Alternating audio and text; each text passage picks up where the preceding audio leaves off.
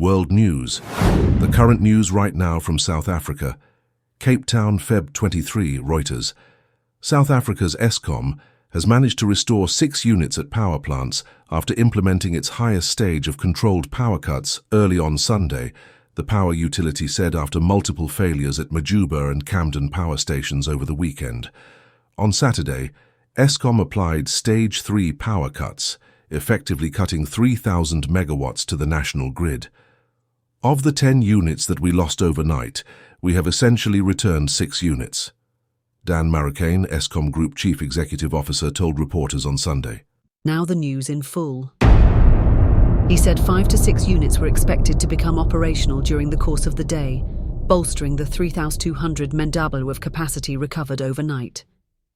We anticipate to get out of this stage by the end of the week, he said, adding that given the pace of recovery, Eskom would consider dialing down its power cuts by Monday.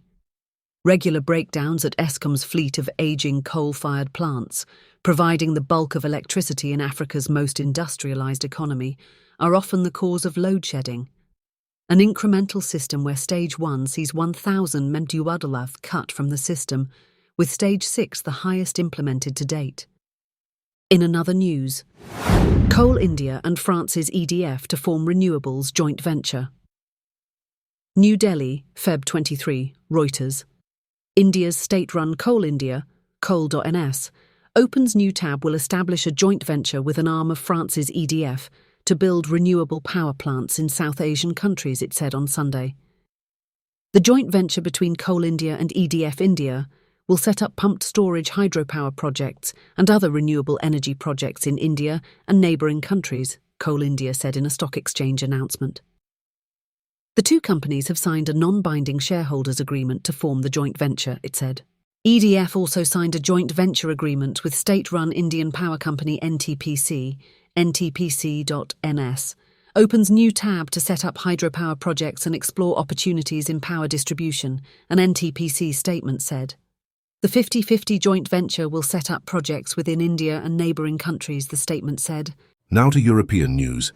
Germans vote as far-right party set for best ever result. News in summary. Opposition Conservatives consistently lead opinion polls. Conservative chief Friedrich Merz on track to become Chancellor. Far-right AfD expected to achieve historic second-place coalition talks could last months, leaving vacuum at heart of EU. Berlin, February 2023. Germans were voting in a national election on Sunday that is expected to restore power to Friedrich Merz's Conservatives, while the far-right Alternative for Germany, AfD party, is forecast to achieve its best result yet in Europe's ailing economic powerhouse. Merz's CDU-CSU bloc has consistently led polls but is unlikely to win a majority given Germany's fragmented political landscape, forcing it to sound out coalition partners. Those negotiations are expected to be tricky after a campaign that exposed sharp divisions over migration and how to deal with the AfD in a country where far-right politics carries a particularly strong stigma because of its Nazi past.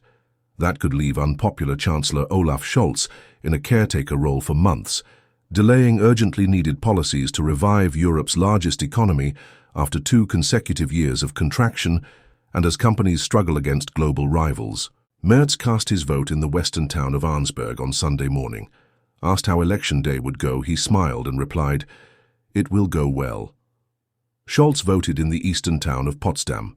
A caretaker government for months would create a leadership vacuum in the heart of Europe, even as it deals with a host of challenges, including US President Donald Trump's threats of a trade war and attempts to fast-track a ceasefire deal for Ukraine without European involvement. Germany, which has an export-oriented economy and has long relied on the US for its security, is particularly vulnerable. Germans are more pessimistic about their living standards now than at any time since the financial crisis in 2008. The percentage who say their situation is improving dropped sharply from 42% in 2023 to 27% last year, according to pollster Gallup. Attitudes towards migration have also hardened in a profound shift in German public sentiment since its refugees welcome culture during Europe's 2015 migrant crisis. Polls opened at 800 local time, Malo 700 GMT, and will close at 1800, 1700 GMT, when vote counting will start and exit polls will be released. Merz knows something about the economy, said voter Brigitte Kloot after braving the cold to cast her vote in Arnsberg, Merz's hometown. He needs to rebuild our country a little better. So much has been lost, she said. Musk weighs in. Sunday's election follows the collapse last November of Scholz's coalition of his center-left Social Democrats, SPD, the Greens and pro-market Free Democrats, FDP, in a row over budget spending. The SPD is heading for its worst result since World War II. Over to my colleague to give us more news about Donald Trump's offer towards Ukraine. Extortion pure and simple. Onlookers shocked by Trump threat to cut Ukraine's internet. US negotiators are threatening to effectively cut off Ukraine's access to the internet if the country's leaders don't agree to hand over minerals worth billions of dollars, according to a report Saturday. It would effectively take the war-torn nation offline. The sources said the threat was brought up with Ukrainian President Volodymyr Zelensky after he initially turned down the mineral proposal. The move left onlookers shocked. Extortion, pure and simple, said lawyer and outspoken Trump nemesis George Conway. On Thursday, Zelensky was told his country faced imminent shutoff, Reuters reported. Ukraine runs on Starlink. They consider it their North Star, the outlet's source said. Losing Starlink would be a massive blow. Trump has suggested Zelensky agree to give Trump's administration $500 billion in mineral access to repay money spent by the US to support the nation. Musk was hailed as a hero when he provided thousands of Starlink terminals as the Russians destroyed communications infrastructure after its 2022 invasion, Reuters reported.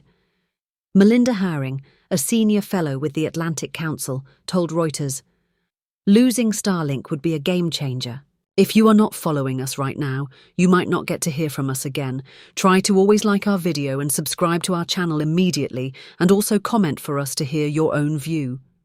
Tell us about something we need to know. Thank you, and God bless you."